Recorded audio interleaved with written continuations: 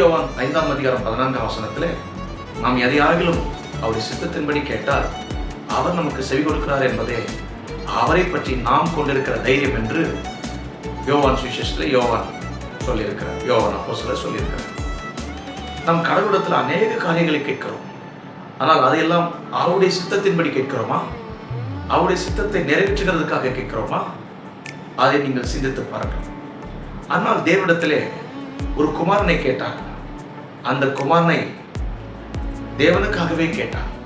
நீர் எனக்கு ஒரு ஆண் பிள்ளையை கொடுத்தால் அந்த ஆண் பிள்ளையை உம்முடைய ஆலயத்திலே கொண்டு வந்து விடுகிறேன் என்று சொல்லி தேவனுடைய சித்தத்துக்காக ஒரு ஆண் பிள்ளை அண்ணால் கேட்கிறார். ஆம், நீங்கள் எதையெல்லாம் கேட்கிறீர்கள், நீங்கள் எல்லாவற்றையும் ஆண்டவரிடத்தில் கேட்கிறீர்கள். ஆனால் அதையெல்லாம் அவருடைய சித்தத்தின்படி கேளுங்கள். அப்பொழுது தேவன் உங்களுக்கு செவி கொடுப்பார். 1 ராஜாக்கள் 3:9 சாலமோன் கர்த்தரிடத்திலே ஜனங்களை விசாரிக்கிறதுக்கு ஞானமுள்ள இருதயத்தை சாலமோன் கேட்டான். ஞானமுள்ள இருதயத்தை சாலமோன் கேட்டபடினாலே 10 இந்த விண்ணப்பம் தேவனுடைய பார்வைக்கு உகந்ததாக இருந்தது.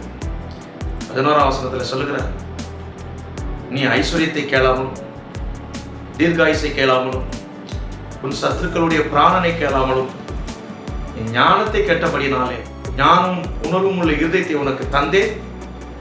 இதிலே உனக்கு சரியானவன் உனக்கு முன் இருந்ததும் இல்லை, உனக்கு சரியானவன் உனக்கு பின் எழும்போதும் இல்லை என்று சொல்லி தேவன் சாலமோனுக்கு ஞானத்தை அருளினார், உணர்வுள்ள இருதயத்தை அருளினார்.